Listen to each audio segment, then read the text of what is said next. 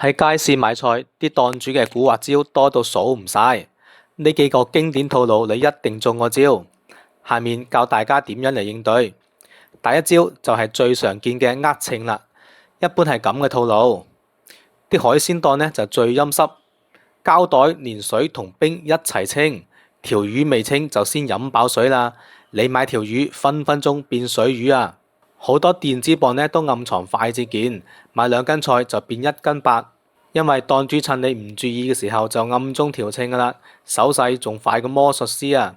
仲有菜葉檔呢就日日灑水，菜面乾鮮，其實1斤菜半斤水，水費都算喺你頭上啊！應對辦法係點呢？就係第一，自帶迷你彈簧秤，買完即刻復稱一下，或者去市場個公稱嗰度稱一稱，有問題即刻返轉頭理論。老闆知道自己理虧，一般都會退錢俾你，息事寧人嘅。買海鮮呢，就叫佢倒晒水先稱，如果買菜類呢，就擤乾水再稱。第二招呢，就係偷換啦，速度快到好似做賊咁噶，次品啊夾到你懵晒啊！係點樣嘅套路呢？你揀靚菜心嘅時候，佢快手就夾啲爛菜葉落嚟，尤其係用黑色膠紙袋嘅時候啊，你根本睇唔到。買肉就最激氣啦，你指住嚿靚肉講要呢嚿啦，點知佢轉手就換一嚿淋巴肉俾你，仲話啱啱切好嘅。水果檔呢，表面就係靚貨，底層全部係爛果嚟嘅，專門呃呢啲一眼睇嘅人。點樣應對呢？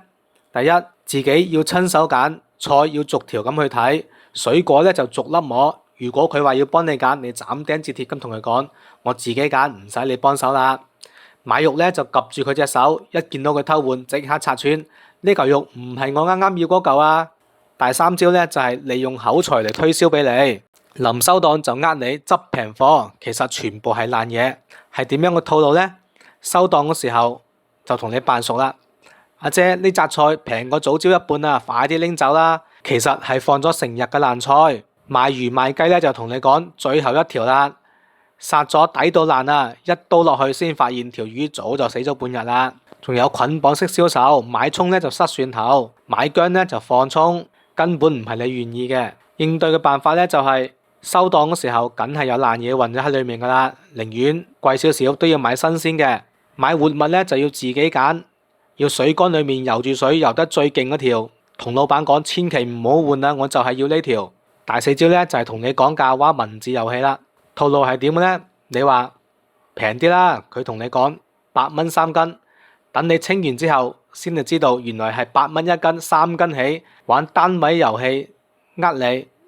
仲有就係開價天高，等你還價，最終講完價仲貴過隔離嗰檔，你仲以為執到寶，其實俾人當你係水魚。應對嘅辦法就係講價之前呢，就睇多幾檔，摸清門路先至開口。隔離檔9蚊，你呢檔8蚊得唔得啊？講價呢就要講清楚單位，係咪8蚊3斤啊？我問清楚先喎。如果佢話8蚊1斤呢，即刻走人啦。總結一下呢，就係買菜要夠精，3招防呃。第一，眼睛望住檔主個手勢，千祈唔好分心玩手機啊。第二，手要精，自己揀自己裝，拒絕代勞主義。第三，口要精，有問題即時出聲，唔好怕出醜啊！好啦，今日就講到呢度，我哋下期見。